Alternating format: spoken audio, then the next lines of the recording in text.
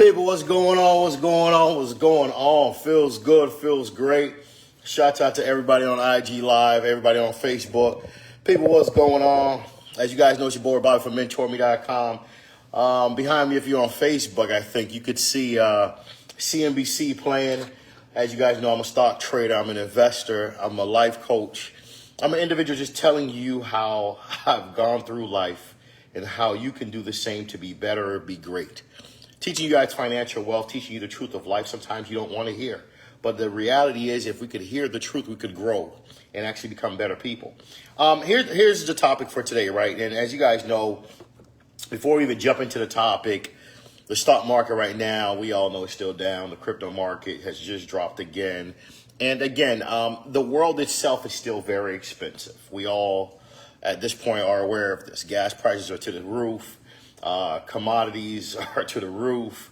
Inflation has caused a lot of issues, and that's what Jerome Powell, our Federal Chairman of the United States of America, is trying to readjust. Again, like he said, he's trying to do a soft landing. I don't know how soft will it be, but again, I hope that we go into a recession, because if we go into a recession, there's a good chance that we could get a pullback in the real estate market to, of course, benefit all of us. Because again, as the market goes down, when there's a catastrophe, there's always an opportunity. As you guys know, this is Boy Bobby from Mentourme.com, your life coach, your educator, the person you could ask questions to when it comes to financial literacy. Today, we're going to talk about a real topic. Why is it hard for black people to work together to grow? This is a topic I've been wanting to talk about for a long time. A lot of us may not want to hear it, but it is what it is. And I want to explain it in a lot of different aspects. And the bill was popping. Why is it hard for black people to work together and grow? Not all, but majority. Why is it such a tough thing? Is it possible that we could come together and grow together? Now, it sounds good when you say, look, let's just round a couple of us and let's just make this thing work. And the bill was popping. Dubai in the building, people. I'm going to be honest. I'm going to talk about 5 reasons why it's very difficult for the black community, not the whole black community, but majority of the black community, to come together, to grow together. And I'm going to tell you why. 1, a lot of us in this world today, we have a problem. We honestly have this thing where we honestly think we know it all. Nobody wants to be an Indian. Nobody wants to be that person to listen to the leader. Listen to the person that's guiding us. Everybody wants to be a chief. In the black culture, it's very difficult for people to take a step back and learn to just listen. Because some of us are programmed with this mindset of knowing it all, but we haven't done it all, which is so crazy to me. We know it all, but we have nothing to show. And we haven't done it all, but we know it all for some strange reason. We all want to be a chief. Nobody wants to be an Indian. And when you understand what that statement is saying, is that sometimes in life, it's okay to be successful while you take the back seat to success. It's okay. But for a lot of us, we don't understand what it is taking a back seat to success. We have to be the leader. And what happens when you have a whole bunch of chiefs? You're not going to get anything done. Because no chief is going to listen to another chief. Nobody's going to listen to anybody else. And that's the problem in the black culture. One of the biggest problems is we just simply don't learn or don't understand how to just take a step back and let somebody guide you. Especially if that person has leadership skills. Especially if that person has done things that you haven't done. A lot of you have this problem because you grew up in this world, and I get it. And I'm going to tell you what some of the reasons why. Sometimes you're the smartest person in your group. Sometimes you're the only person in your group doing things. So in your world, when you're with your friends, that's all you know is giving them solutions. Then you meet somebody else that's trying to give you solutions. You don't know how to be receptive to that because your mindset is programmed on, I don't need help. I know what I'm doing. I don't need anybody. And this is a lot of people today. The black culture, I want you guys to understand, for a long time, okay, we are having a problem growing together because we don't understand the importance of, I love how this person said, good work ethic too. I love that. It's true. Because good work ethic would have you understand that, hold on, somebody came up with an idea. I'm going to play my part. They're going to play their part. He's going to play his part. She's going to play her part. We're going to come together and have this thing blossom, and we're going to gain the abundance of wealth. But it sounds so easy, but it's not going to happen like that. Because why? Number two, I get it. Number one, we all get it, right? Everybody wants to be a chief. Everybody knows it all. Nobody wants to be second in line to be successful. We all want to be first. So it's like we're all squeezing in one line to be the head leader. That's number one. Number two, how are we able to grow as a culture when some of us don't have the minimum requirements? Some of us don't got no money. Some of us don't have no relationship, no resources. Some of us don't even understand the importance of credit. At the end of the day, a culture can't grow together if you have no value together. Here's the problem, right? There needs to be some minimum requirements if you're going to come to grow together. And what I mean when I say minimum requirements, it's not always money. Who do you know? What's your relationship positions in life? How's your credit? What value do you bring to this group so they can respect you as a black group? See, we as a black culture, we got a real problem, right? We always say it'll be better if we could work together. But how can we work together if everybody in the group doesn't bring value? If everybody in the group doesn't have the minimum requirements to come inside the group? The minimum requirement could be savings, could be some cash, could be credit, could be resources, as in, because all of these are resources, relationships, who they know, connections is relationships also. Resources could be, of course, maybe things you already own. We could leverage it to work together. Shouts out to Dominican Republic. Toya, what's popping? I want you guys to understand. In this world, nobody wins by themselves. And I say this because I feel like one of the cultures that I grew up in and I understand, and that's who I am and what I am. I'm a black man in a country of abundance and freedom. But I understand that we as black people, we have a problem. One is we're stubborn. Two is we don't like to take leadership direction.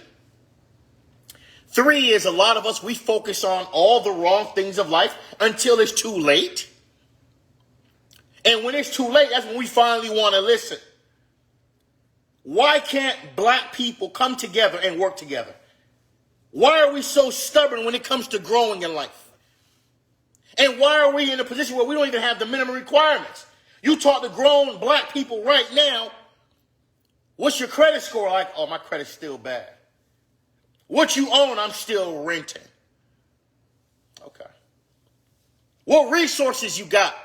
I really ain't got no resources. Who you know in the banking industry? Who you know that we can leverage? Nobody. So you don't even know a person that can pour concrete. You don't know a carpenter. You don't know an electrician. You don't know a person that could do woodwork. You don't. What resources you got? How is this even possible that we live all our lives? Some of us have nothing to bring to the table, and you guys expect us as black people to come together? How is that possible? And why would we come together? Why would we come together with a whole bunch of people that have nothing to bring to the table? Now it changes. Now, wouldn't this sound better? Wouldn't this be a better situation? Because we're talking about 5 reasons why black people can't work together. Not majority. I mean, not minority, majority. There's a small few that can. Number one, we spoke about everybody wants to be a chief. Nobody wants to be an Indian. Everybody wants to be a leader. Nobody wants to listen to leadership roles from a leader. Number two, a lot of us don't have the minimum requirement. Minimum requirement is savings. The minimum requirement could be a connection, a relationship. The minimum requirement could just simply be you just understanding what your role is and coming in with good credit. We're talking 5 reasons why the black community can't work together. And why is this happening? And why has this been going on for so long? A lot of us always think we could win by ourselves. This is why a lot of us are not millionaires. This is why a lot of people are not millionaires. This is why a lot of the black community can't become millionaires. They just simply don't get it. They don't get it. And I see it all day long. They don't get it. Number three. Let's talk about number three for a moment. This is another big problem I see with the black community, why we can't work together. It's easier to explain. It's easier for a black person to be receptive to buying material things than to invest into their own life when it comes to financial growth. Let me say this again. It's easier for them to understand, hey, let's go buy these Louis Vuitton boots. Hey, let's go buy this Gucci shirt. Okay, cool. Let's take that same $10,000 you was about to blow on a purse and a shirt, and let's buy this building. You're going to get this. You know what? Let me call you back, man. I don't know about that, man. I don't know about putting my $10,000 in this building. You see the problem? A lot of us as grown adults, we still have our priorities all wrong when it comes to investing. So even if there was 10 black people, no matter what type of black you are, black is black, right? Because you could be from a different culture, you're black. When I'm not talking just black-skinned people. Black, right? Puerto Rican, black, Dominican, black. You understand? Black. Haitian, black, Dominican, black, Jamaican, black. Okay? So we don't have to get into that too much. If there was 10 black people that had $300,000 in their bank account, and you show them an opportunity to invest $150,000 each of the 300, and they would make $1 million each in 5 years, and you properly show them the asset it would go in, I don't know, maybe real estate, maybe stocks, maybe development, which is real estate, maybe entrepreneurship, which could lead right into, of course, starting a business. 90% would say they don't want to invest. Even though the opportunity had the proper ROI, return on investment, or cap rate, everything was explained. There's legal documentation to provide to show the forecast of the development itself.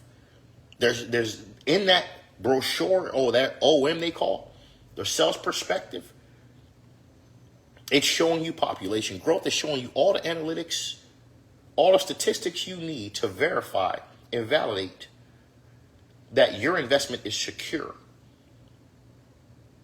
You would have 9 out of the 10 people that is in that room, they're not going to invest. But if you told them, let's go buy a new car, the new truck, Mercedes truck. Let's go buy the new Lambo truck. Let's go buy the new, throwback jersey if this was the era of that era. Let's go buy the newest shoes. It's easier for some black people to understand that than it is to understand self-investment and self-wealth. And it's a sad situation because in this world, number 4 is the reason why we're having this problem. A lot of us lack education. We went to school and got institutional education. But in real life, we're not educated. I'm going to say this again. A lot of us got masters, bachelors, associates, PhDs, all these names of degrees. So we have education. But when it comes to real life common sense, real life wealth, real life investing, real life self-growth, we don't have the educated part of education. A lot of us need to understand in life. When you apply yourself, when you educate yourself, and there's no excuse. There's no excuse to education anymore. YouTube exists free. Google exists, it's free. Mentors like myself, we're all over. We're all over in different states. Some of us, like I say, the boring stuff is where you make the most money. I like to be at boring events sometimes. You know why? Because I learn more. Some of you may not understand what I just said. Boring events make you more money than fun events. Just like I posted maybe a year ago, I think I posted my work truck. I made more money with my work truck, Toyota Tacoma. I think that one was a 2000, 300,000 or 250,000 miles on it, than any BMW, any luxury car I've ever drove. And a lot of you understand it, some of you don't. At the end of the day, people, when you're educated and you understand the reality of life, you're going to understand that you can't win in this world by yourself. Shout out to all the people who have invested with me. Shout out to all the people who are pending to invest. It's such a blessing to hear the calls I'm getting now. Bobby, I got 100,000 I want to invest with you. And you know what I'm telling them? I don't have something ready yet. Soon, it's time. And I've been saying this for 2 years. It's time. You don't rush taking people's money unless you have a clear vision on where you're going to invest it so everybody can win. I'm not going to do what one of the brothers did on social media. I'm not going to put his name out. That took the culture's millions of dollars and still haven't done anything today, which is almost 6 to 8 years later. I'm not doing that. I'm not going to be that guy. If I'm going to leverage your capital, we're going to grow together and make money. And I'm going to validate where the funds are going. You're going to see progress. There's a difference in this culture, and I get it. We've been lied to. This happens a lot too. While a lot of us are scared to put our money together or scared to work with each other, we've been lied to. A lot of us, we like to talk behind each other's backs. A lot of us don't trust black people. Reality is reality. And sometimes you not trusting your own culture, you have your reasons why.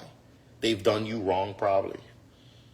You probably have not met the proper type of person in life that has loyalty, that has integrity.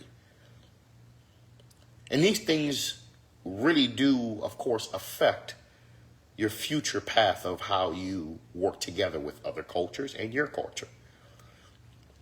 I'm going to say this. I want you guys to know before I give you my fifth one. In this world, winning is all about working together. A lot of you keep saying you want to be rich, you want to be wealthy. I get these terms over and over. Rich is more monetary. Wealthy is more of a mindset, having people love you, and also having the monetary aspect of it also included. I want you guys to understand, you can't grow to certain levels of life without coming together as one. But the reason I had to do this live, because I feel the black culture is the biggest part that I'm seeing in the biggest sector in the culture that I see that has the biggest problem of coming together. If a person is around you and that person doesn't bring any value to you, or you don't trust them, don't put everybody in that category. There is good black people that do good black business, good professional business, that do good legal business. And there's black folks that like to waste your time, take your money, lose your money. Then, of course, you can't even find them after a while because they done changed their goddamn phone number. There's a lot of different types of people in life. And the fifth one, I want to say this, man. A lot of you, what really hinders you from saying, okay, I want to work together with a group of people is just, you don't ask the right questions when you come together with those group of people. A lot of us are not really in a world of understanding how to vet people. And I spoke about this numerous times. People is not just coming together and say, oh, let's just come together. Where's the legal paperwork? Do you have an attorney? Do they have an attorney? Who's going to be doing the bookkeeping of that company? There's proper questions, vetting questions you should ask before joining a group to invest. Especially, I love our culture, but especially our culture. We like to do, I don't even want to say the word live. Let's just say it starts with an N and ends with an A, business. We like to do that type of business. And I'm so not interested. That type of business gets you nowhere, but caught up in all loss of funds. That's what eventually is going to be the ending story of that situation. You lost all your money. Some of you, you're so attracted to N business. Starts with an N, ends with an A. You guys, some of you love that type of business. And that business gets you nowhere. There's nothing wrong with being together with a professional black group of people, investing your dollars, growing together. But again, people have to have the back end components of it. But I also think it's important to understand too, as professionals, if you're going to be working together with a group of black people, understand the proper questions to ask them. Understand, are their tax returns in order? Have they done a business before? What businesses have they invested into before? Is this their first time pulling funds together, which is another term is called syndicating funds? What are we investing into? What is this person's bio, background, like the person that's leading the show? Do they own any properties? What's their background? Do they have any licenses? Have you looked up their licenses? The reason I'm telling you to vet people is because you don't want to lose your money. But again, a part of investing is taking a risk, right? You're going to take a risk no matter what. But I thought I'd share this live, as you guys know, just to always give you guys the painful truth. That's my podcast on Spotify. Make sure you guys get on YouTube, click that subscribe button, share my videos. There's so many people that need this knowledge. Tonight I'm going to be talking 5 to 7 reasons why and how a realtor could be successful. For a lot of you realtors, this is something you may want to listen to. I do, as you guys know, I do commercial real estate sales. I'm going to be giving little tips and tricks here and there. But I'm going to tell you this. It's imperative that you understand what we talk about tonight for a lot of you realtors, because I can't tell you how many realtors have licenses and ain't making no money. There are so many realtors broke, probably closed 2 transactions for the year. And I'm going to be explaining to you, why are you not winning in real estate? And what do you need to do to win in real estate? This is Boy Bobby from Mentourme.com. Appreciate all of you for tuning in. Tonight, we're talking and giving 7 reasons why and how you can win being a realtor. What does it take to be a successful realtor? What do you need to change? What is real estate really about? Not just, oh, I got my license, I took my class exam, I took my state exam. How do you become successful in real estate? We're going to be talking about that at 9 p.m. live tonight. How do you become a successful realtor? What are these brokers not telling you? So many realtors have real estate licenses, but they're not successful. These brokerage companies are taking a good portion of your compensation when you do close a deal, not giving you the proper support. You're not financially winning. Why is that happening? What are you missing? We're going to talk about that tonight, 9 o'clock, probably 9:30 p.m. Eastern Time, live on Facebook and YouTube and IG. Mentourme.com. Peace. Y'all enjoy your day.